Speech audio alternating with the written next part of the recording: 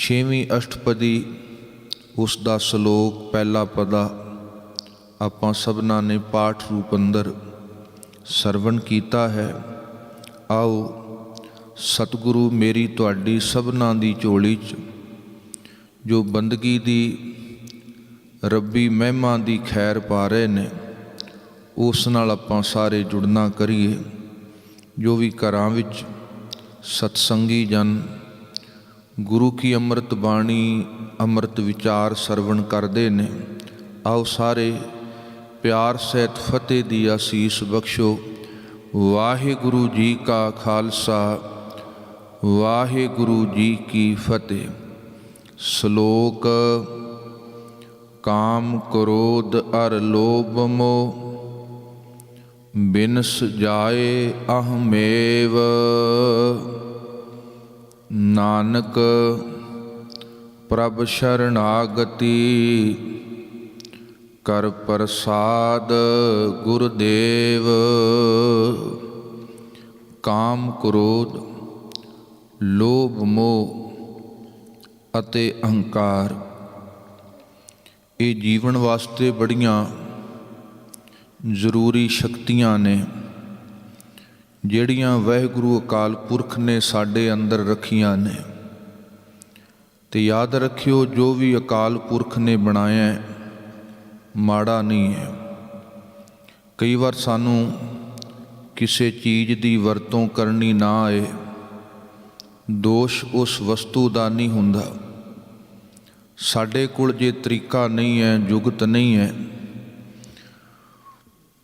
ਚੰਗੀ ਵਸਤੂ ਵੀ ਉਹਦੇ ਬੁਰੇ ਨਤੀਜੇ ਸਾਡੇ ਸਾਹਮਣੇ ਆ ਸਕਦੇ ਨੇ। ਵੇਖੋ ਉਹੀ ਜ਼ਹਿਰ ਹੁੰਦਾ ਜਿਸ ਨੂੰ ਸਿਆਣੇ ਵੈਦ ਲੋਕ ਸਾਡੀ ਦਵਾ ਵਾਸਤੇ ਵਰਤ ਲੈਂਦੇ ਨੇ। ਕੋਈ ਜ਼ਹਿਰ ਖਾ ਕੇ ਮਰ ਵੀ ਸਕਦਾ ਹੈ। ਕਿਸੇ ਨੇ ਜ਼ਹਿਰ ਨੂੰ ਕਿਸੇ ਢੰਗ ਜੁਗਤੀ ਨਾਲ ਵਰਤਿਆ, ਉਹਦੇ ਵਿੱਚੋਂ ਜ਼ਿੰਦਗੀ ਵੀ ਪ੍ਰਾਪਤ ਹੁੰਦੀ ਹੈ। ਕਾਮ ਕ੍ਰੋਧ ਲੋਭ ਮੋਹ ਅਹੰਕਾਰ ਇਹ ਉਹ ਸ਼ਕਤੀਆਂ ਨੇ ਜਿਹੜੀਆਂ ਮਾਲਕ ਵਾਹਿਗੁਰੂ ਨੇ ਸਾਡੇ 'ਚ ਪਾਈਆਂ ਨੇ, ਤਾਂ ਜੋ ਉਹਦੀ ਸਿਰਜਣਾ ਹੈ ਜਿਹੜੀ ਉਹ ਅੱਗੇ ਸਿਰਜੀ ਜਾ ਸਕੇ। ਮਾਲਕ ਨੇ ਮੋਹ ਪੈਦਾ ਕੀਤਾ, ਇੱਕ ਮੋਹ ਨਾ ਹੁੰਦਾ ਮਾਂ ਵੀ ਆਪਣੇ ਬੱਚੇ ਨੂੰ ਕਿਵੇਂ ਸਾਂਭਦੀ। ਮਾਲਕ ਨੇ ਮੋਹ ਪੈਦਾ ਕੀਤਾ, ਮਾਂ ਪਿਤਾ ਆਪਣੇ ਬੱਚੇ ਦੀ ਗੰਦਗੀ ਤੋਂ ਵੀ ਨਫ਼ਰਤ ਨਹੀਂ ਕਰਦੇ। ਇਹ ਮੋਹ ਹੈ ਮਾਲਕ ਨੇ ਬਣਾਇਆ। ਕਾਮ ਹੈ ਜਿੱਥੋਂ ਸਿਰਜਣਾ ਹੁੰਦੀ ਹੈ। ਹਾਂ, ਗੁਰੂ ਕੀ ਬਾਣੀ ਕਹਿੰਦੀ ਹੈ ਜਦੋਂ ਅਸੀਂ ਕਿਸੇ ਚੀਜ਼ ਨੂੰ ਸੰਜਮ ਨਾਲ ਵਰਤਦੇ ਹਾਂ ਬੜੀ ਚੰਗੀ ਹੈ। ਕਾਮ ਨੂੰ ਸਾਹਿਬ ਨੇ ਕਿਹਾ ਸੰਜਮ ਦੇ ਵਿੱਚ ਵਰਤਿਓ, ਗ੍ਰਸਤੀ ਬਣ ਕੇ ਗੁਰੂ ਕਾ ਸਿੱਖ ਉਸ ਮਾਲਕ ਦੀ ਵਡਿਆਈ ਨਾਲ ਜੁੜਦਾ ਹੈ। ਕ੍ਰੋਧ ਨੂੰ ਸੰਜਮ ਦੇ ਵਿੱਚ ਵਰਤਿਆ ਜਿਹਦੇ ਚੋਂ ਵੀਰ ਰਸ ਪੈਦਾ ਹੁੰਦਾ ਹੈ। ਮੋਹ ਨੂੰ ਜਦੋਂ ਵਰਤਿਆ ਹੈ ਉਹਦੇ ਚੋਂ ਪ੍ਰੇਮ ਪੈਦਾ ਕਰ ਲਿਆ। ਕਿੱਥੇ ਇੱਕ ਮੋਹ ਵਾਲੇ ਬੰਦੇ ਨੂੰ ਆਪਣਾ ਘਰ ਪਰਿਵਾਰ ਹੀ ਸਭ ਕੁਝ ਲੱਗਦਾ ਹੈ। ਜਿਹਦੇ ਜੀਵਨ 'ਚ ਪ੍ਰੇਮ ਪੈਦਾ ਹੋਏ ਉਹ ਫਿਰ ਮਾਨਵਤਾ ਦੀ ਸੇਵਾ ਕਰ ਲੈਂਦਾ ਹੈ। ਸਾਰਿਆਂ ਵਿੱਚ ਉਸੇ ਮਾਲਕ ਵਾਹਿਗੁਰੂ ਦੀ ਜੋਤ ਨੂੰ ਵੇਖਦਾ ਹੈ। ਜਿਹਦੇ 'ਚ ਲੋਭ ਪੈਦਾ ਹੋ ਗਿਆ ਉਹ ਜੀਵਨ ਵਿੱਚ ਕਿੰਨਾ ਕੁਝ ਬਰਬਾਦ ਕਰਕੇ ਰੱਖਦਾ ਹੈ। ਪਰ ਜਿਹਨੇ ਗੁਰੂ ਕੋਲੋਂ ਜੁਗਤੀ ਸਿੱਖੀ ਹੈ ਉਹ ਤਿਆਗ ਸੰਤੋਖ ਵਿੱਚ ਆਪਣਾ ਜੀਵਨ ਸਫਲ ਕਰ ਲੈਂਦਾ ਹੈ। ਇੱਕ ਦੇ ਅੰਦਰ ਹੰਕਾਰ ਹੈ, ਇੱਕ ਨੇ ਹੰਕਾਰ ਨੂੰ ਨਿਮਰਤਾ 'ਚ ਤਬਦੀਲ ਕਰ ਲਿਆ, ਸਵੈ ਮਾਣ ਵਿੱਚ ਤਬਦੀਲ ਕਰ ਲਿਆ। ਸੋ ਗੁਰੂ ਸਾਨੂੰ ਜੁਗਤੀ ਦੱਸਦਾ ਹੈ ਕਾਮ ਕ੍ਰੋਧ ਲੋਭ ਮੋਹ ਅਹੰਕਾਰ ਨੂੰ ਵਰਤਣ ਦੀ। ਇਹ ਨਾ ਕੋਈ ਕਹੇ ਵੀ ਨੂੰ ਜੀਵਨ 'ਚੋਂ ਬਾਹਰ ਕੱਢ ਦੇਣਾ। ਸਾਹਿਬ ਕਹਿੰਦੇ ਬਿੰਦ ਰਾਖ ਜੋ ਤਰੀਐ ਭਾਈ ਖੁਸਰੇ ਕਿਉਂ ਨਾ ਪਰਮਗਤ ਪਾਈ। ਜੇ ਕੋਈ ਕਹੇ ਵੀ ਮੈਂ ਗ੍ਰਸਤੀ ਨਹੀਂ ਹੋਣਾ ਤੇ ਮੈਂ ਰੱਬ ਦਾ ਜ਼ਿਆਦਾ ਪਿਆਰਾ ਹੋ ਜਾਵਾਂਗਾ, ਸਾਹਿਬ ਕਹਿੰਦੇ ਖੁਸਰੇ ਦਾ ਕੋਈ ਪਰਿਵਾਰ ਨਹੀਂ ਹੁੰਦਾ ਕਿ ਫਿਰ ਉਹ ਪਰਮ ਗਤੀ ਨੂੰ ਪ੍ਰਾਪਤ ਕਰ ਲਏਗਾ। ਗੁਰੂਦੇਵ ਸਾਹਿਬ ਕਹਿੰਦੇ ਜੇ ਅਸੀਂ ਜੁਗਤੀ ਨਾਲ, ਕਿਉਂਕਿ ਕੋਈ ਵੀ ਕਾਰਜ ਦੀ ਸਫਲਤਾ ਇੱਕ ਤੇ ਬੰਦੇ ਕੋਲ ਤਾਕਤ ਹੋਏ, ਦੂਸਰਾ ਤਰੀਕਾ ਹੋਏ। ਜਦੋਂ ਵੀ ਸਫਲਤਾ ਕਿਸੇ ਦੇ ਕੋਲ ਆਉਂਦੀ ਹੈ, ਦੋ ਚੀਜ਼ਾਂ ਨੇ, ਤਾਕਤ ਤੇ ਤਰੀਕਾ। ਦੋਨੋਂ ਚੀਜ਼ਾਂ ਰਲਦੀਆਂ ਨੇ, ਸਫਲਤਾ ਜੀਵਨ 'ਚ ਪ੍ਰਾਪਤ ਹੁੰਦੀ ਹੈ। ਜੇ ਕਿਸੇ ਮਨੁੱਖ ਕੋਲ ਤਾਕਤ ਹੈ ਪਰ ਤਰੀਕਾ ਨਹੀਂ, ਧਨ ਹੈ ਬੰਦੇ ਕੋਲ ਪਰ ਤਰੀਕਾ ਨਹੀਂ ਕਿੱਥੇ ਖਰਚਣਾ ਹੈ, ਤਾਂ ਵੀ ਸਫਲਤਾ ਨਹੀਂ ਮਿਲਣੀ। ਜੇ ਕਿਸੇ ਬੰਦੇ ਕੋਲ ਕੱਲੀ ਥਿਊਰੀ ਹੈ ਪਰ ਸਮਰੱਥਾ ਨਹੀਂ ਹੈ, ਉਹ ਵੀ ਕਿਵੇਂ ਸਫਲ ਹੋ ਜਾਏਗਾ। ਸੋ ਜਿੱਥੇ ਤਾਕਤ ਵੀ ਹੋਏ, ਤਰੀਕਾ ਵੀ ਹੋਏ, ਤੇ ਤਾਕਤ ਸਾਨੂੰ ਰੱਬ ਨੇ ਦਿੱਤੀ ਹੈ। ਅੱਖਾਂ, ਸਰੀਰ, ਤਨ, ਧਨ, ਇਹ ਤਾਕਤ ਹੈ। ਕਾਮ, ਕ੍ਰੋਧ, ਲੋਭ, ਮੋਹ, ਅਹੰਕਾਰ ਤਾਕਤ ਨੇ। ਗੁਰੂ ਤਰੀਕਾ ਬਖਸ਼ਦਾ ਹੈ। ਪਰਮਾਤਮਾ ਨੇ ਤਾਕਤ ਦਿੱਤੀ ਹੈ, ਚੀਜ਼ਾਂ ਵਾਹਿਗੁਰੂ ਨੇ ਦਿੱਤੀਆਂ, ਗੁਰੂ ਵਰਤਣ ਦੀ ਜਾਚ ਸਿਖਾ ਦਿੰਦਾ ਹੈ। ਧੰਨ ਗੁਰੂ ਨਾਨਕ ਦੇਵ ਸਤਿਗੁਰਾਂ ਦੇ ਹਜ਼ੂਰ ਅੱਜ ਭਾਈ ਲਹਿਣਾ ਜੀ ਤੁਰੇ ਸਨ, ਤੇ ਮਾਤਾ ਖੀਵੀ ਜੀ ਕਹਿਣ ਲੱਗੇ, ਕਿੱਧਰ ਚੱਲੇ ਹੋ?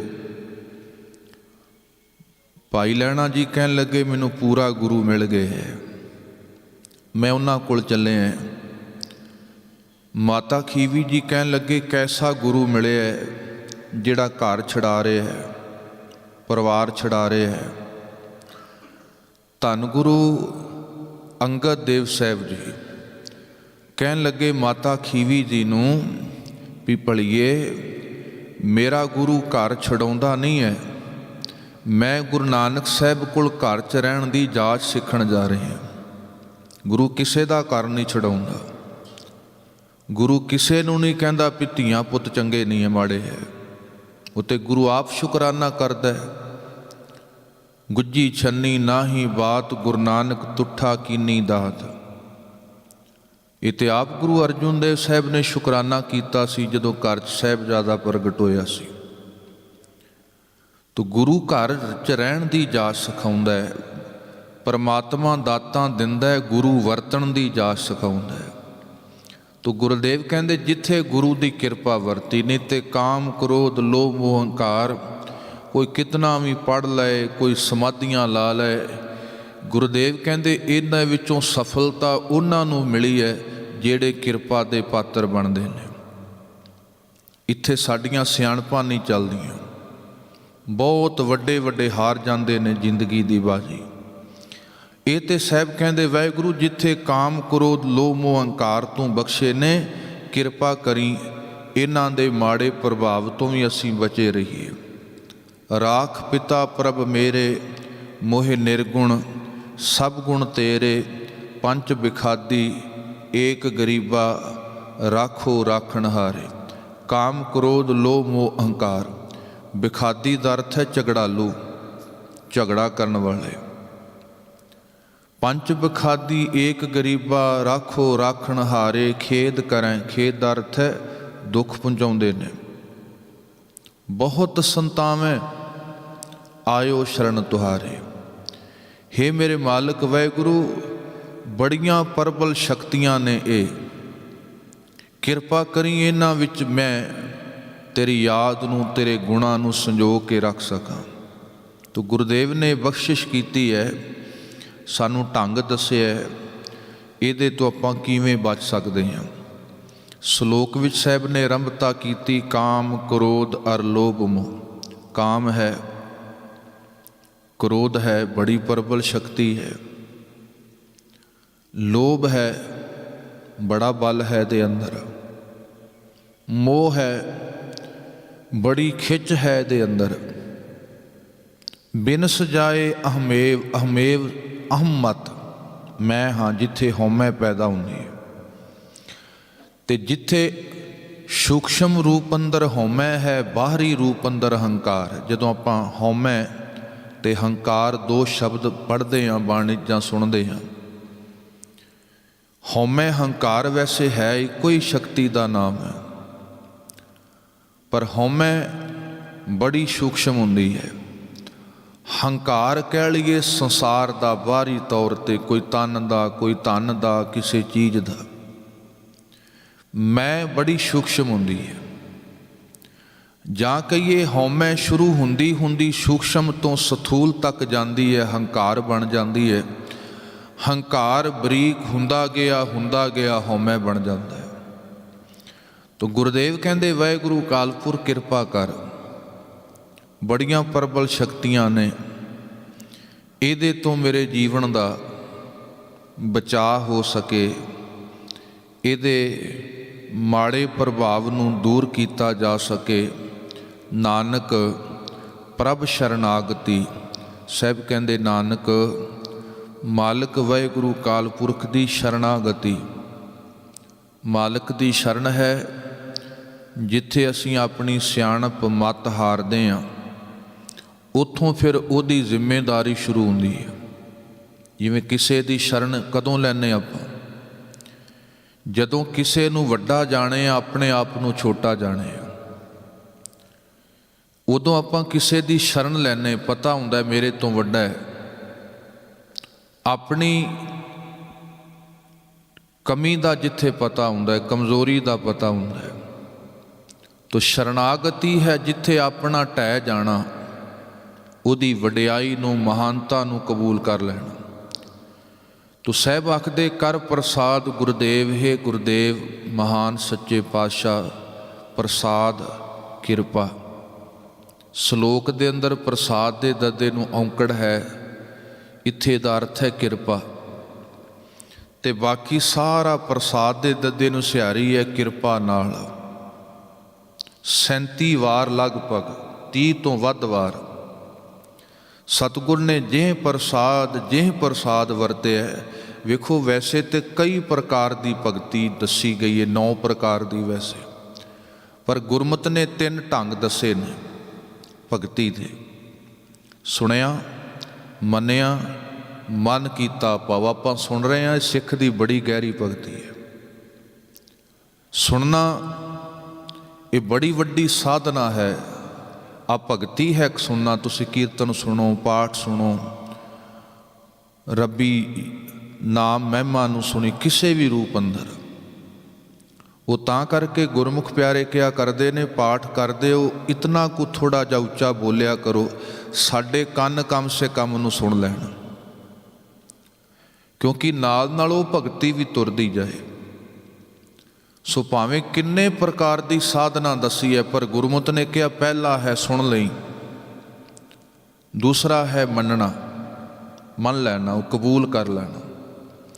ਸਹਿਜੇ ਸਹਿਜੇ ਮੰਨਣ ਦੀ ਅਵਸਥਾ ਹੈ ਉਦੋਂ ਵਰਤੀ ਜਿੱਥੋਂ ਬੰਦੇ ਦੀ ਆਪਣੀ ਹਉ ਮਰਜ਼ੀ ਪਾਸੇ ਹੁੰਦੀ, ਤਾਂ ਹੀ ਮੰਨਾਂਗੇ ਆਪਾਂ। ਕਿਸੇ ਦੀ ਗੱਲ ਕਦੋਂ ਮੰਨਦੇ ਹਾਂ?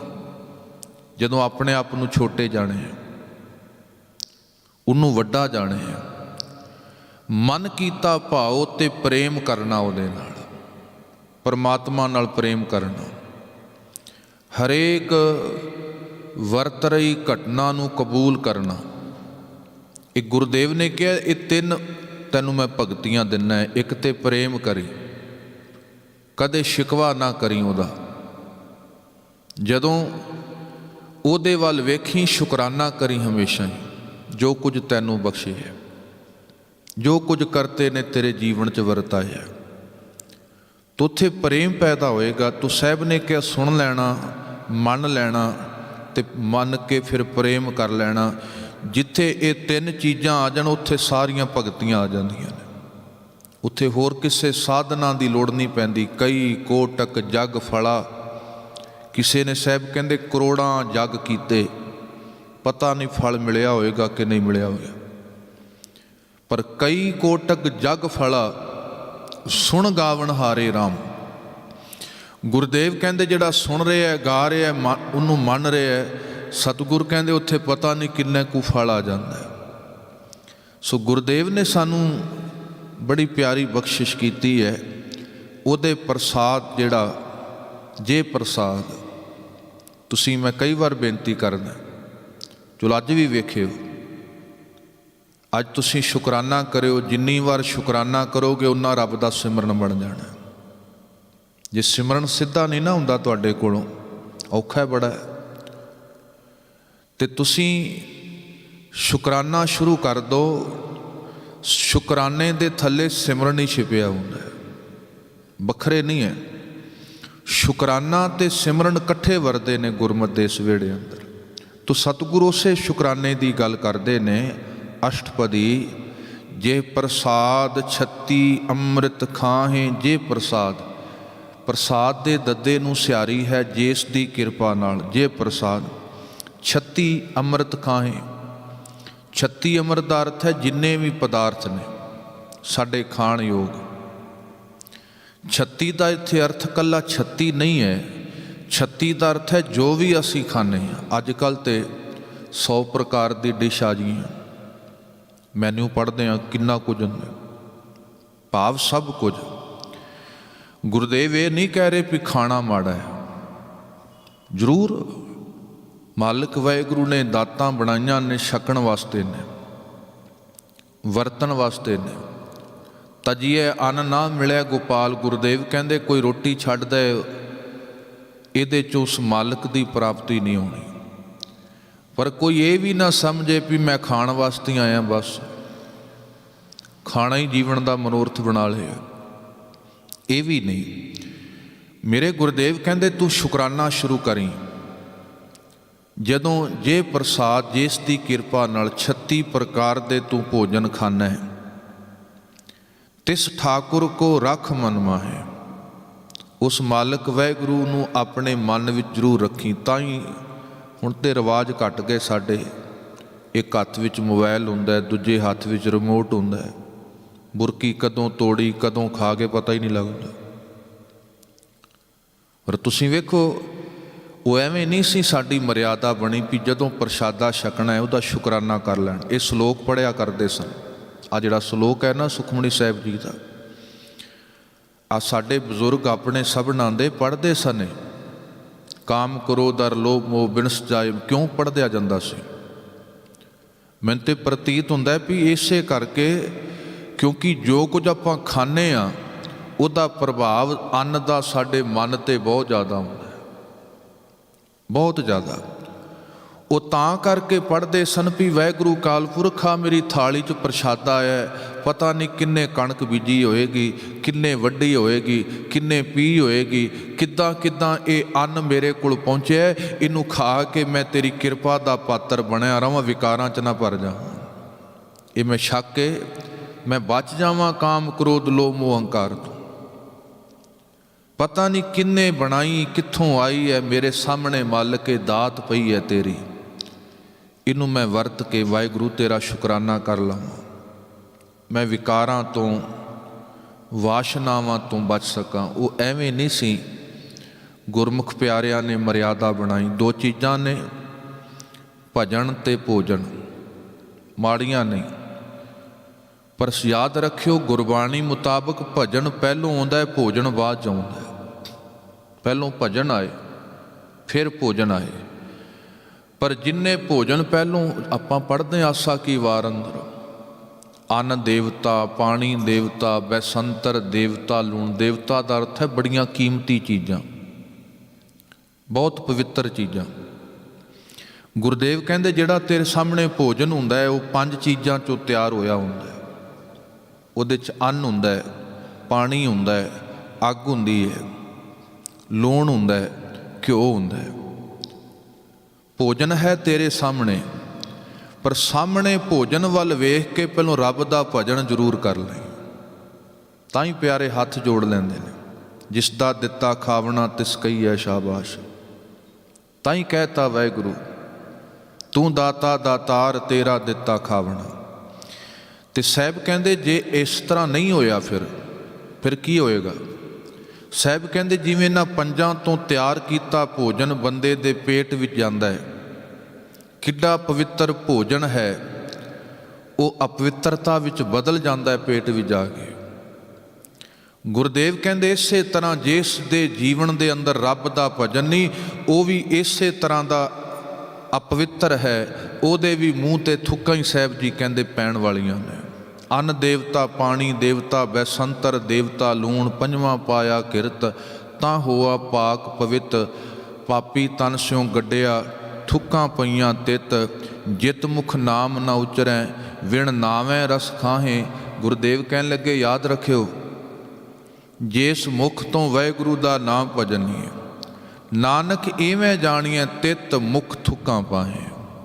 ਇਸੇ ਤਰ੍ਹਾਂ ਪਵਿੱਤਰ ਭੋਜਨ ਜਦੋਂ ਪੇਟ ਦੇ ਸੰਪਰਕ ਦੇ ਵਿੱਚ ਆ ਕੇ ਸਤਿਗੁਰੂ ਕਹਿਣ ਲੱਗੇ, ਉਹ ਅਪਵਿੱਤਰਤਾ ਦਾ ਰੂਪ ਧਾਰਨ ਕਰ ਲੈਂਦਾ ਹੈ, ਫਿਰ ਉਹਦੇ 'ਤੇ ਥੁੱਕਾਂ ਪੈਂਦੀਆਂ ਨੇ।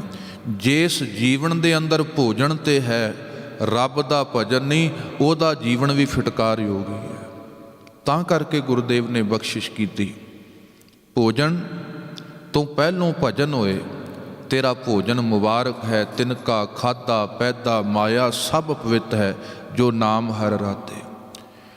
ਜੇ ਪ੍ਰਸਾਦ 36 ਅੰਮ੍ਰਿਤ ਖਾਹੇ, ਤਿਸ ਠਾਕੁਰ ਕੋ ਰਖ ਮਨ ਮਾਹੇ। ਉਸ ਠਾਕਰ ਨੂੰ ਆਪਣੇ ਮਨ ਵਿੱਚ ਯਾਦ ਵੀ ਜ਼ਰੂਰ ਰੱਖੀ। ਜੇ ਪ੍ਰਸਾਦ ਸੁਗੰਧਤ ਤਨ ਲਾਵੇਂ, ਜਿਸ ਦੀ ਕਿਰਪਾ ਨਾਲ ਤਨ ਤੇ ਸੁਗੰਧੀਆਂ ਲਾਉਣਾ। ਕਿੰਨਾ ਕੁਝ ਹੈ ਸਾਡੇ ਕੋਲ ਤਨ ਨੂੰ ਖੁਸ਼ਬੂ ਨਾਲ ਭਰਨ ਵਾਸਤੇ। ਤਿਸ ਕੋ ਸਿਮਰਤ ਪਰਮਗਤ ਪਾਵੇਂ। ਸਾਹਿਬ ਕਹਿੰਦੇ, ਜੇ ਦੀ ਕਿਰਪਾ ਨਾਲ ਤਨ ਤੇ ਸੁਗੰਧੀਆਂ ਲਾਈਆਂ ਹੀ, ਜਿਸ ਦੀ ਕਿਰਪਾ ਨਾਲ ਇਸ ਯੋਗ ਹੋਏ, ਉਸ ਮਾਲਕ ਨੂੰ ਸਿਮਰੀ, ਤੇਰੀ ਗਤ ਅਵਸਥਾ ਬਹੁਤ ਉੱਚੀ ਹੋਏਗੀ। ਬਹੁਤ ਉੱਚਾ ਚੰਗਾ ਜੀਵਨ ਹੋ ਸਕਦਾ ਹੈ ਜੇ ਉਹਦੀ ਯਾਦ ਤੇਰੇ ਹਿਰਦੇ 'ਚ ਹੋਏ, ਮਨ ਵਿੱਚ ਉਹਦੀ ਯਾਦ ਹੋਏ, ਤਨ ਸੰਸਾਰ 'ਚ ਹੋਏ, ਸੁਰਤ ਨਿਰੰਕਾਰ 'ਚ ਹੋਏ। ਇਹਦੇ ਤੋਂ ਵੱਡੀ ਹੋਰ ਕੀ ਗੱਲ ਹੋਏਗੀ? ਬਹੁਤ ਵੱਡੀ ਗੱਲ ਹੁੰਦੀ ਹੈ।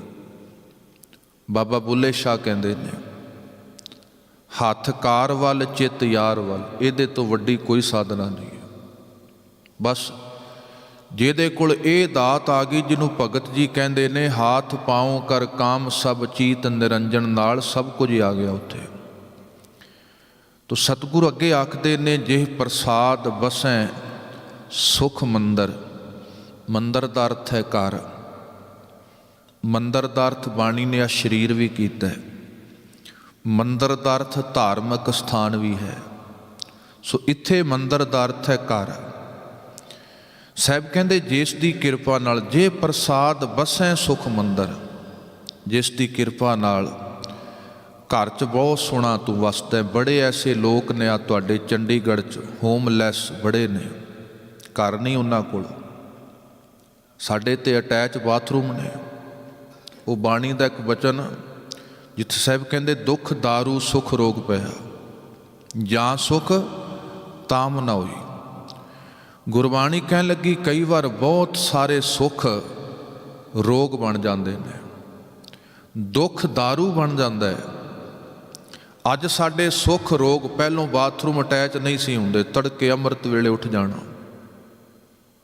ਤੇ ਅੱਜ ਸਾਡੇ ਅਟੈਚ ਬਾਥਰੂਮ ਹੈ, ਫਿਰ ਵੀ ਉੱਠਿਆ ਨਹੀਂ ਗਿਆ, ਫਿਰ ਵੀ ਇਸ਼ਨਾਨ ਕਰਕੇ ਉਹਦਾ ਚੇਤਾ ਨਹੀਂ ਆਇਆ।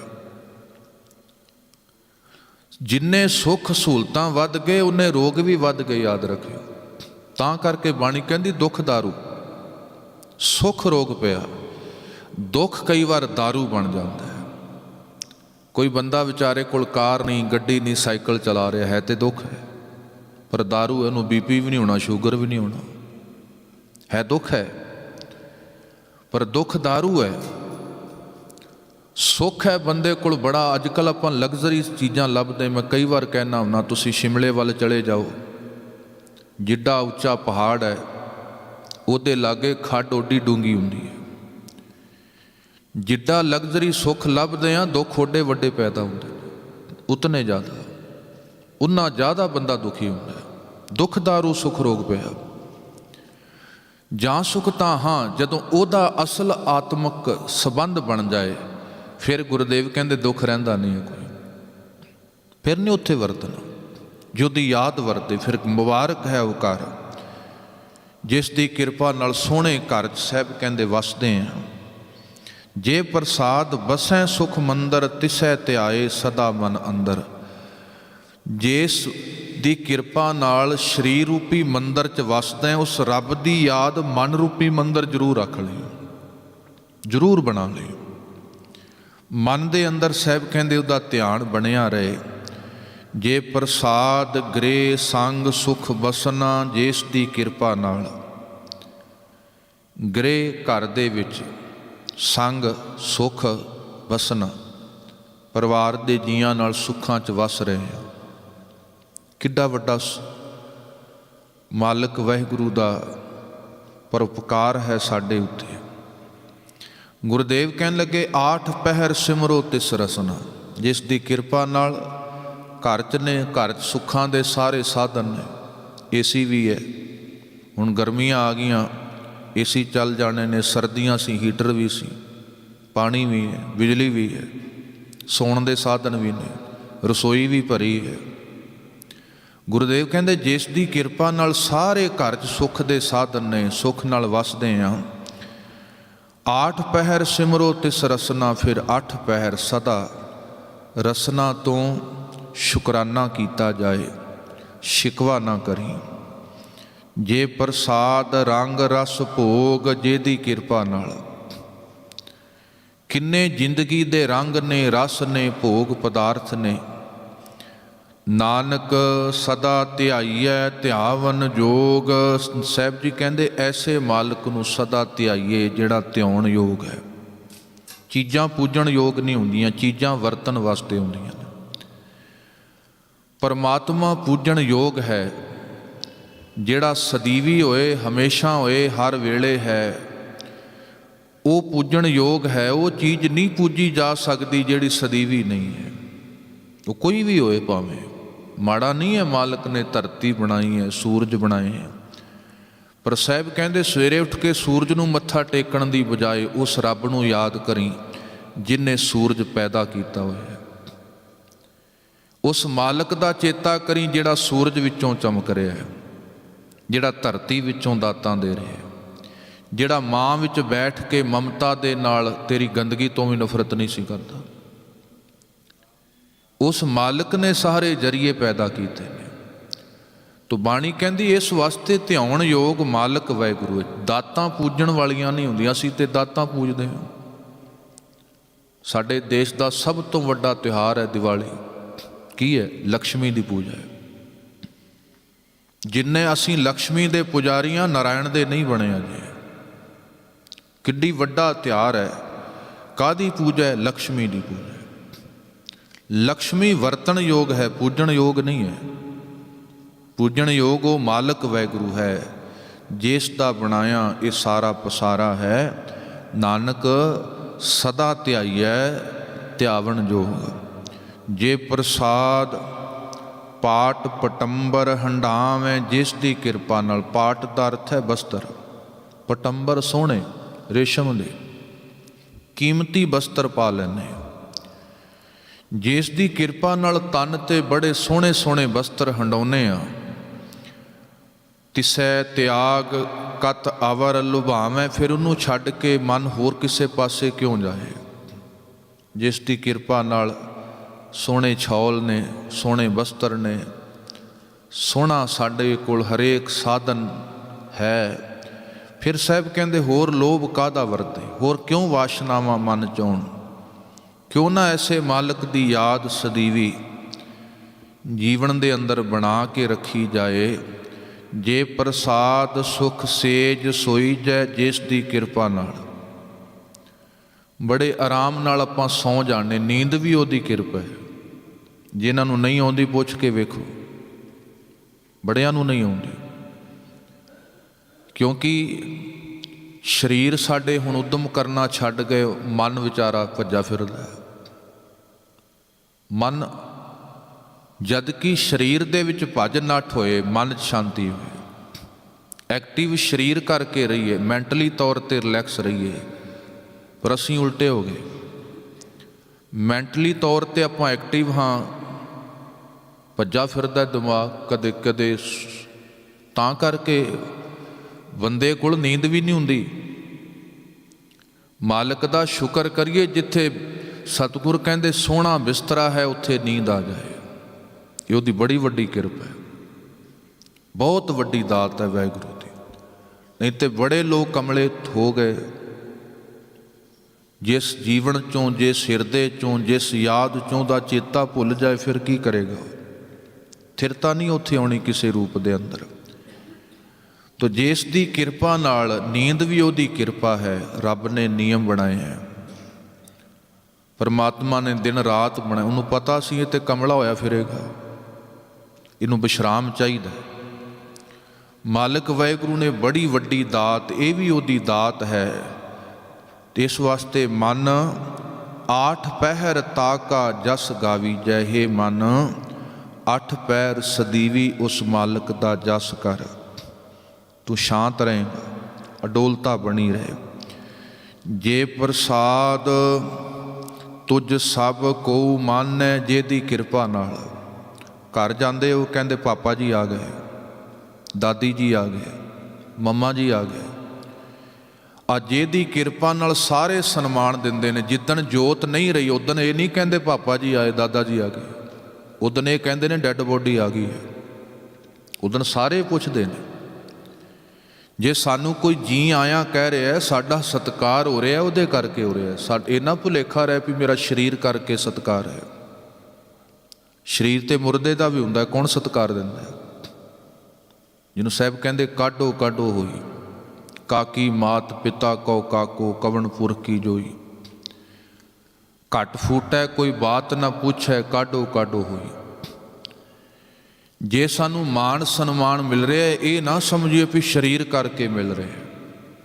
ਗੁਰਦੇਵ ਕਹਿੰਦੇ ਉਹਦੀ ਕਿਰਪਾ ਨਾਲ ਜਿੱਥੇ ਸਭ ਪਾਸੇ ਮਾਨ ਸਨਮਾਨ ਹੈ, ਸਭ ਕੋ ਮੰਨ, ਸਾਰੇ ਮੰਨਦੇ ਨੇ, ਸਨਮਾਨ ਮਿਲਦਾ ਹੈ। ਮੁਖ ਤਾਕੋ ਜਸ ਰਸਨ ਬਖਾਨੈ, ਮੁਖ ਸਤਿਗੁਰ ਕਹਿੰਦੇ ਉਸ ਮਾਲਕ ਵਾਹਿਗੁਰੂ ਦਾ ਜਸ ਰਸਨਾ ਤੋਂ ਬਖਾਨ ਜ਼ਰੂਰ ਕੀਤਾ ਜਾਏ। ਜੇ ਪ੍ਰਸਾਦ ਤੇਰੇ ਰਹਿਤਾ ਧਰਮ, ਜਿਹਦੀ ਕਿਰਪਾ ਨਾਲ ਸਾਡਾ ਧਰਮ ਹੈ, ਹਰੇਕ ਅੰਗ ਆਪਣਾ ਧਰਮ ਨਿਭਾ ਰਿਹਾ, ਹਰੇਕ ਅੰਗ। ਸਾਡਾ ਸਰੀਰ ਧਰਮ ਦੇ ਵਿੱਚ ਬੱਝਾ ਹੋਇਆ ਹੈ। ਹਾਂ ਉਹ ਵੀ, ਤੇ ਜਿਹਦੀ ਕਿਰਪਾ ਨਾਲ ਆਪਾਂ ਆਹ ਧਰਮ, ਆ ਸੰਗਤ ਵਿੱਚ ਆਏ ਵੀ ਧਰਮ ਦਾ ਅੰਗ ਹੈ, ਪਰ ਆਏ ਕਿਹਦੀ ਕਿਰਪਾ ਨਾਲ ਹੈ? ਉਹਦੀ ਕਿਰਪਾ ਨਾਲ। ਜੇ ਕੋਈ ਦਾਨ ਕੀਤਾ ਕਿਹਦੀ ਕਿਰਪਾ ਨਾਲ ਦਿੱਤਾ ਸੀ, ਤਾਂ ਹੀ ਦਿੱਤਾ ਇਹਨਾਂ ਨੇ। ਜੇ ਉਹਨੇ ਸਾਡੇ ਭੰਡਾਰੇ 'ਚ ਕੁਝ ਪਾਇਆ ਸੀ, ਉਹਦੇ 'ਚੋਂ ਹੀ ਆਪਾਂ ਕੱਢਿਆ। ਗੁਰਦੇਵ ਕਹਿੰਦੇ ਜਿਹਦੀ ਕਿਰਪਾ ਨਾਲ, ਜੇ ਪ੍ਰਸਾਦ ਤੇਰੇ ਰਹਿਤਾ ਧਰਮ, ਤੇਰਾ ਧਰਮ ਰਹਿੰਦਾ, ਤੇਰੀ ਮਰਿਆਦਾ ਰਹਿੰਦੀ, ਤੇਰੇ 'ਚ ਪਰਉਪਕਾਰ ਰਹਿ ਗਿਆ, ਤੇਰੇ 'ਚ ਸੇਵਾ ਰਹਿ ਗਈ। ਮਨ ਸਦਾ ਧਿਆਏ ਕੇਵਲ ਪਾਰ ਬ੍ਰਹਮ, ਐਸੇ ਮਾਲਕ ਵਾਹਿਗੁਰੂ ਨੂੰ ਮਨ ਸਦਾ ਧਿਆਇਆ ਜਾਏ। ਕੇਵਲ ਇੱਕੋ ਹੀ ਹੈ ਜਿਹੜਾ ਧਿਆਉਣ ਯੋਗ ਹੈ। ਉਹਦੇ ਤੋਂ ਬਿਨਾਂ ਮਨ ਤੇਰੇ 'ਚ ਹੋਰ ਕੋਈ ਵਿਚਾਰ ਨਾ ਆਏ। ਸੰਸਾਰ ਵਿਚਾਰਨ ਯੋਗ ਨਹੀਂ ਹੈ। ਆ ਵੇਖੋ ਗੁਰੂ ਚਰਨਾਂ 'ਚ ਆਪਾਂ ਬੈਠੇ ਹਾਂ। ਜੈ ਘਰ ਕੀਰਤ ਆਖੀਐ, ਕਰਤੇ ਕਾ ਹੋਏ ਵਿਚਾਰੋ।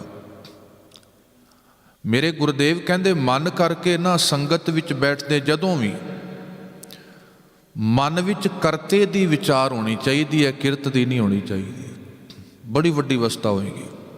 ਆ ਗੁਰੂ ਕੋਲ ਬੈਠੇ ਆ, ਤਾਂ ਹੀ ਸਾਹਿਬ ਕਹਿੰਦੇ ਸਤਸੰਗਤ ਰੂਪੀ ਘਰ ਬੜਾ ਵੱਡਾ ਵੈਕੁੰਠ ਹੈ, ਜਿੱਥੇ ਕਰਤੇ ਦੀ ਵਿਚਾਰ ਹੁੰਦੀ ਹੈ। ਤੇ ਸਾਡਾ ਮਨ ਹਮੇਸ਼ਾ ਕਿਰਤ ਦੀ ਵਿਚਾਰ ਕਰਦਾ। ਪਲੱਸ ਮਾਈਨਸ ਸੰਕਲਪ ਵਿਕਲਪ ਜਿੰਨੇ ਨੇ ਕਾਹਦੇ ਨੇ? ਕਿਰਤ ਹੀ ਨੇ। ਮੇਰੇ ਗੁਰਦੇਵ ਕਹਿੰਦੇ ਕਦੇ ਗੁਰੂ ਮਾਲਕ ਦੀ ਕਿਰਪਾ ਵਰਤੇ ਜੀਵਨ ਦੇ ਅੰਦਰ। ਜਿਸ ਮਾਲਕ ਵਾਹਿਗੁਰੂ ਕਰਤੇ ਦਾ ਬਾਹਰੀ ਵਰਤ ਰਿਹਾ, ਉਸ ਕਰਤੇ ਵਾਹਿਗੁਰੂ ਦੀ ਯਾਦ ਸਾਡੀ ਸੁਰਤ ਚੇਤੇ 'ਚ ਵਰਤਣੀ ਚਾਹੀਦੀ ਹੈ, ਕਿਰਤ ਦੀ ਨਹੀਂ। ਕਿਰਤ ਸਰੀਰ ਕਰਕੇ ਕਰਨੀ ਹੈ, ਕਿਰਤ ਸਰੀਰ ਕਰਕੇ ਰਹੇ। ਸਾਹਿਬ ਕਹਿੰਦੇ ਵਿਚਾਰ ਕਰਤੇ ਦੀ ਚੱਲੇ, ਮਨ ਮੇਰੇ ਕਰਤੇ ਨੋ ਸਾਲਾ। ਕਿਰਤ ਨੂੰ ਕਿਉਂ ਸਲਾਉਣਾ? ਠੀਕ ਹੈ, ਦਿੱਤਾ ਰੱਬ ਨੇ ਸਭ ਕੁਝ। ਦੁਨੀਆ ਨਾ ਸਾਲਾ ਜੋ ਮਰ ਵੰਸ਼ੀ, ਠੀਕ ਹੈ, ਮੁਬਾਰਕ ਹੈ, ਰੱਬ ਦਾ ਬਣਾਇਆ ਸਭ ਕੁਝ। ਇਸ ਵਾਸਤੇ ਸਾਹਿਬ ਕਹਿਣ ਲੱਗੇ ਜਿਸ ਮਾਲਕ ਵਾਹਿਗੁਰੂ ਨੇ ਦਿੱਤਾ ਹੈ ਨਾ ਮਨ, ਸਦਾ ਧਿਆਏ ਕੇਵਲ ਪਾਰ ਬ੍ਰਹਮ। ਕੇਵਲ ਉਹੀ ਪਾਰ ਬ੍ਰਹਮ ਹੋਏ, ਉਹਦੀ ਵਿਚਾਰ ਹੋਏ ਜੀਵਨ ਦੇ ਅੰਦਰ। ਪ੍ਰਭ ਜੀ ਜਪਤ ਦਰਗਾ ਮਾਨ ਪਾਵੇਂ, ਨਾਨਕ ਪਤ ਸੇਤੀ ਘਰ ਜਾਵੇਂ। ਜਿਨ੍ਹਾਂ ਨੇ ਐਸੇ ਪ੍ਰਭ ਜੀ ਨੂੰ ਜਪਿਆ, ਧਿਆਨ ਕੀਤਾ, ਦਰਗਾਹ ਮਾਨ ਪਾਵੇਂ, ਉਹਦੀ ਹਜ਼ੂਰੀ 'ਚ ਮਾਣ ਪਾਉਂਦੇ ਨੇ, ਉਹ ਜੀਵਨ ਸਤਿਕਾਰਯੋਗ ਹੈ। ਉੱਥੇ ਲੋਭ ਨਹੀਂ ਹੋਏਗਾ, ਉੱਥੇ ਕ੍ਰੋਧ ਨਹੀਂ ਹੋਏਗਾ, ਉੱਥੇ ਮੋਹ ਨਹੀਂ ਹੋਏਗਾ, ਉੱਥੇ ਹੰਕਾਰ ਨਹੀਂ ਹੋਏਗਾ। ਜਿੱਥੇ ਮਾਲਕ ਵਾਹਿਗੁਰੂ ਦੀ ਕਿਰਪਾ, ਉਹਦੀ ਯਾਦ ਸਿਮਰਨ ਰੂਪ ਅੰਦਰ ਵਰਤ ਰਹੀ ਹੈ। ਨਾਨਕ ਪਤ ਸੇਤੀ ਕਰ ਜਾਹੇ, ਪਤ ਸਤਕਾਰ ਨਾਲ ਕਰ ਜਾਏ ਆਪਣੇ ਅਸਲੇ ਨਿਜ ਅਵਸਥਾ, ਜਾਂ ਜ਼ਿੰਦਗੀ ਦੀ ਯਾਤਰਾ ਨੂੰ ਬੜੇ ਸੋਹਣੇ ਤਰੀਕੇ ਨਾਲ ਸਫਲ ਕਰਦੇ ਨੇ। ਜੇ ਪ੍ਰਸਾਦ ਆਰੋਗ ਕੰਚਨ ਦੇਹੀ, ਗੁਰਦੇਵ ਕਹਿੰਦੇ ਜਿਹਦੀ ਕਿਰਪਾ ਨਾਲ ਸੋਨੇ ਵਰਗੀ ਬੜੀ ਕੀਮਤੀ ਸਾਡੇ ਕੋਲ ਆਰੋਗ ਦੇਹੀ ਹੈ, ਫਿਰ ਵੀ ਤੂੰ ਸ਼ੁਕਰ ਨਾ ਕਰੇ। ਅੱਜ ਇਸ ਦੀ ਕਿਰਪਾ ਨਾਲ ਤੈਨੂੰ ਦੇਹ ਮਿਲੀ ਹੈ। ਅੱਜ ਇਹਨਾਂ ਕੋਲ ਰੋਗ ਹੈ, ਪੁੱਛ ਕੇ ਵੇਖੋ, ਉਹ ਕਹਿੰਦੇ ਕੁਝ ਨਹੀਂ ਚਾਹੀਦਾ, ਬਸ ਤੰਦਰੁਸਤੀ ਮਿਲ ਜਾਏ। ਕੋਈ ਸੱਜਣ ਮੈਨੂੰ ਦੱਸ ਰਹੇ ਸਨ, ਸ਼ਾਇਦ ਕੁਝ ਸਮਾਂ ਪਹਿਲਾਂ ਹੌਸਪੀਟਲ ਰਹਿ ਕੇ ਆਏ, ਭਾਈ ਸਾਹਿਬ ਜੀ ਮੈਂ ਅਰਦਾਸ ਕੀਤੀ ਬਾਰ-ਬਾਰ, ਮੇਰੇ ਸਾਹਮਣੇ ਬੈੱਡ ਖਾਲੀ ਸੀ, ਮੈਂ ਹੀ ਅਰਦਾਸ ਕਰਦਾ ਰਿਹਾ, ਮੇਰੇ ਮਾਲਕ ਵਾਹਿਗੁਰੂ ਮੇਰੇ ਦੁਸ਼ਮਣ ਨੂੰ ਵੀ ਇਸ ਬੈੱਡ 'ਤੇ ਨਾ ਭੇਜੀ। ਸੌਖਾ ਨਹੀਂ ਹੁੰਦਾ, ਜਦੋਂ ਤਨ 'ਤੇ ਵਾਪਰਦੀ ਹੈ ਫਿਰ ਪਤਾ ਲੱਗਦਾ। ਤੇ ਬਹੁਤ ਵਾਰ ਜੋ ਸਾਡੇ ਕੋਲ ਨਹੀਂ ਹੁੰਦਾ, ਸਾਡਾ ਧਿਆਨ ਨਹੀਂ ਉੱਧਰ ਜਾਂਦਾ। ਆ ਤੰਦਰੁਸਤੀ ਹੈ, ਬੜੀ ਵੱਡੀ ਦਾਤ ਹੈ। ਜਿਨ੍ਹਾਂ ਕੋਲ ਨਹੀਂ, ਪਤਾ ਕਰਕੇ ਵੇਖੀਏ। ਜਿਨ੍ਹਾਂ ਦੇ ਹਾਰਟ ਕੰਮ ਨਹੀਂ ਕਰਦੇ, ਪਤਾ ਕਰਕੇ ਵੇਖੋ। ਜਿਨ੍ਹਾਂ ਦੀਆਂ ਕਿਡਨੀਆਂ ਕੰਮ ਨਹੀਂ ਕਰਦੀਆਂ, ਮਸ਼ੀਨ ਤੇ ਚੜ੍ਹਨਾ ਪੈਂਦਾ, ਪਤਾ ਕਰਕੇ ਦੇਖੋ। ਦੇਖੋ ਕਿੰਨਾ ਕੁਝ ਮਾਲਕ ਨੇ ਬਖਸ਼ਿਆ। ਸਤਿਗੁਰ ਕਹਿੰਦੇ ਆ ਵੇਖ, ਜੇ ਪ੍ਰਸਾਦ ਅਰੋਗ ਕੰਚਨ ਦੇਹੀ, ਜਿਹਦੀ ਕਿਰਪਾ ਨਾਲ ਬੜੀ ਸੋਹਣੀ ਅਰੋਗ ਤੇਰੇ ਕੋਲ ਦੇਹੀ ਹੈ। ਲਿਵ ਲਾਵੋ ਤਿਸ ਰਾਮ ਸਨੇਹੀ, ਐਸੇ ਮਾਲਕ ਵਾਹਿਗੁਰੂ ਨਾਲ ਲਿਵ ਜੋੜ, ਮੈਲਟ ਹੋ ਜਾ ਉਹਦੇ 'ਚ। ਲਿਵ ਦਾ ਅਰਥ ਹੈ ਇੱਕ ਲੀਨ ਹੋ ਜਾਣਾ, ਰਚ ਮਿਚ ਜਾਣਾ। ਜੇ ਪ੍ਰਸਾਦ ਤੇਰਾ ਓਲਾ ਰਹਿਤ, ਤੇਰਾ ਪੜਦਾ ਓਲਾ ਪੜਦਾ, ਜਿਹਦੀ ਕਿਰਪਾ ਨਾਲ ਸਾਡੇ ਪਰਦੇ ਬਚੇ ਨੇ ਸਭਨਾਂ ਦੇ। ਉਹ ਰੱਬ ਹੀ ਅੰਤਰਜਾਮੀ ਹੈ ਤੇ ਉਹੀ ਰਹੇ ਚੰਗਾ ਹੈ। ਚੰਗਾ ਹੈ ਬੰਦਾ ਅੰਤਰਜਾਮੀ ਨਹੀਂ ਹੈ, ਨਹੀਂ ਤੇ ਵੇਖੋ ਕੀ ਹੋ ਜਾਣਾ ਸੀ ਸਾਡਾ ਹਾਲ।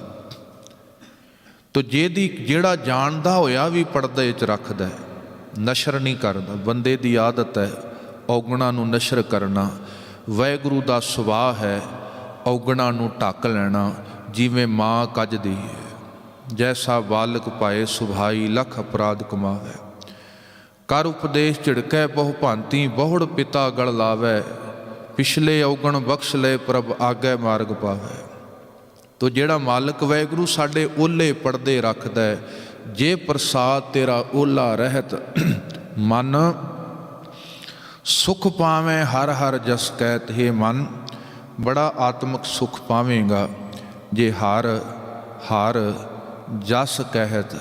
ਹਰੀ ਹਰੀ ਵਾਹਿਗੁਰੂ ਵਾਹਿਗੁਰੂ, ਧੰਨ ਨਿਰੰਕਾਰ, ਤੇਰਾ ਸ਼ੁਕਰ ਹੈ, ਤੇਰਾ ਸ਼ੁਕਰ ਹੈ। ਜਦੋਂ ਸਾਨੂੰ ਕਹਿਣ ਦੀ ਆਦਤ ਪੈ ਗਈ,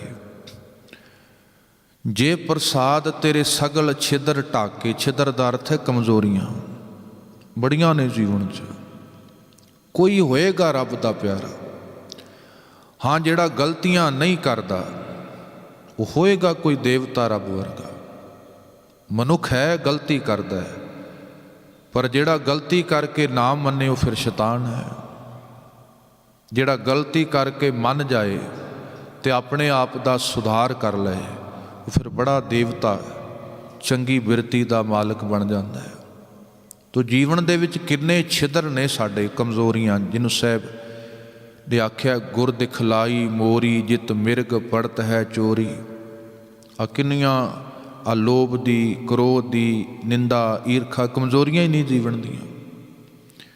ਤੋ ਜੇ ਪ੍ਰਸਾਦ ਤੇਰੇ ਸਗਲ ਛਿਦਰ ਢਾਕੇ, ਮਨ ਸ਼ਰਣੀ ਪਰ ਠਾਕੁਰ ਪ੍ਰਭ ਤਾਕੈ। ਹੈ ਮੇਰੇ ਮਨ, ਐਸੇ ਮਾਲਕ ਦੀ ਸ਼ਰਨ ਵਿੱਚ ਪੈ, ਜਿਹੜਾ ਤੇਰੇ ਔਗਣ ਜਾਣ ਕੇ ਵੀ ਤੈਨੂੰ ਰੋਜੀ ਦੇਈ ਜਾ ਰਿਹਾ, ਬੁਰਾਈਆਂ ਜਾਣ ਕੇ ਵੀ ਪਰਦਾ ਪਾਇਆ ਹੋਇਆ ਹੈ, ਫਿਰ ਵੀ ਤੇਰਾ ਵਿਸ਼ਵਾਸ ਕਰੀ ਜਾ ਰਿਹਾ। ਬੰਦਾ ਭਾਵੇਂ ਰੱਬ ਤੋਂ ਮੁਨਕਰ ਹੋਇਆ ਹੋਏ, ਜਦੋਂ ਇਸ ਧਰਤੀ ਤੇ ਕੋਈ ਬੱਚਾ ਜੰਮਦਾ ਹੈ, ਇਹਦਾ ਅਰਥ ਹੈ ਰੱਬ ਅਜੇ ਬੰਦੇ ਤੋਂ ਮੁਨਕਰ ਨਹੀਂ ਹੋਇਆ, ਅਜੇ ਬੰਦੇ ਦਾ ਵਿਸ਼ਵਾਸ ਨਹੀਂ ਟੁੱਟਾ ਰੱਬ ਦੇ ਅੰਦਰ। ਪਰ ਕੋਈ ਭਾਗਾਂ ਵਾਲਾ ਬੰਦਾ ਹੁੰਦਾ ਜਿਹਦੇ ਅੰਦਰ ਉਹਦਾ ਵਿਸ਼ਵਾਸ ਹੋਇਆ। ਬੰਦਾ ਭਾਵੇਂ ਮੁਨਕਰ ਹੋਇਆ, ਮਾਲਕ ਨਹੀਂ ਇਹਦੇ ਤੋਂ ਮੁਨਕਰ ਹੋਇਆ। ਕੋਈ ਬੱਚਾ ਜੰਮਦਾ, ਇਹਦਾ ਅਰਥ ਹੈ ਅਜੇ ਆਸ ਹੈ ਮਨੁੱਖ ਦੇ ਉੱਤੇ ਮਾਲਕ ਨੂੰ। ਤੋ ਮੇਰੇ ਗੁਰਦੇਵ ਬਖਸ਼ਿਸ਼ ਕਰਦੇ ਨੇ, ਕਿੰਨਾ ਕੁਝ ਜਾਣ ਕੇ ਵੀ ਮਨ ਜਿਹੜਾ ਪੜਦੇ ਪਾਉਂਦਾ ਉਸ ਠਾਕਰ ਨੂੰ ਕਦੇ ਤੂੰ ਭੁੱਲ ਨਾ ਜਾਈਂ। ਜੇ ਪ੍ਰਸਾਦ ਤੁਝ ਕੋ ਨਾ ਪਹੁੰਚੈ, ਜਿਹਦੀ ਕਿਰਪਾ ਨਾਲ ਤੇਰੇ ਤੱਕ ਕਿਸੇ ਦੀ ਪਹੁੰਚ ਨਹੀਂ ਹੈ।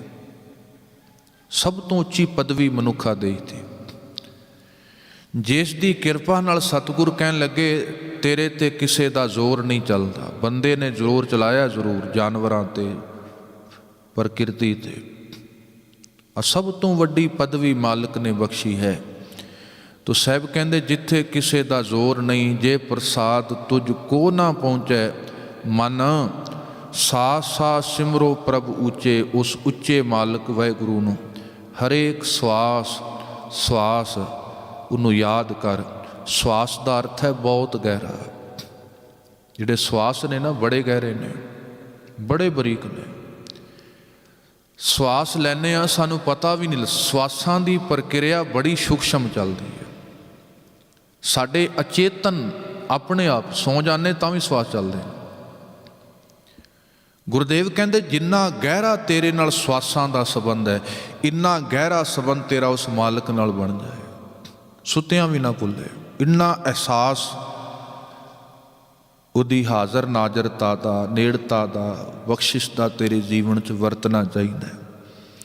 ਜੇ ਪ੍ਰਸਾਦ ਪਾਈ ਦੁਰਲਭ ਦੇ, ਜਿਹਦੀ ਕਿਰਪਾ ਨਾਲ ਬੜੀ ਦੁਰਲਭ ਕੀਮਤੀ ਦੇਈ ਹੈ ਸਾਰਿਆਂ ਤੋਂ। ਕਿਸੇ ਹੋਰ ਕੋਲ ਨਹੀਂ ਹੈ ਇਸ ਤਰ੍ਹਾਂ ਦੀ ਸਮਰੱਥਾ, ਕਿਸੇ ਹੋਰ ਕੋਲ ਸਹੂਲਤਾਂ ਨਹੀਂ ਹੈ ਜਿਹੜੀਆਂ ਮਾਲਕ ਨੇ ਸਾਨੂੰ ਬਖਸ਼ੀਆਂ ਨੇ। ਜਿਸ ਦੀ ਕਿਰਪਾ ਨਾਲ ਬੜੀ ਅਦਭੁਤ ਕੀਮਤੀ ਦੇਈ ਹੈ। ਨਾਨਕ ਤਾ ਕੀ ਭਗਤ ਕਰੇ, ਨਾਨਕ ਤਾ ਕੀ ਉਸ ਦੀ। ਭਗਤ ਦੇ ਤੱਤੇ ਨੂੰ ਸਿਆਰੀ ਭਗਤੀ ਕਰੇ। ਹੇ ਮਨ ਐਸੇ ਮਾਲਕ ਦੀ ਫਿਰ ਭਗਤੀ ਕਰ। ਭਾਵਨਾ ਹੈ ਪ੍ਰੇਮ ਵਿੱਚ ਸਮਰਪਿਤ ਹੋ ਐਸੇ ਮਾਲਕ ਨੂੰ। ਜੇ ਪ੍ਰਸਾਦ ਆ ਭੂਖਨ ਪਹਿਰੀਜੈ, ਜਿਸ ਦੀ ਕਿਰਪਾ ਨਾਲ ਆ ਭੂਖਣ ਦਾ ਅਰਥ ਹੈ ਗਹਿਣੇ।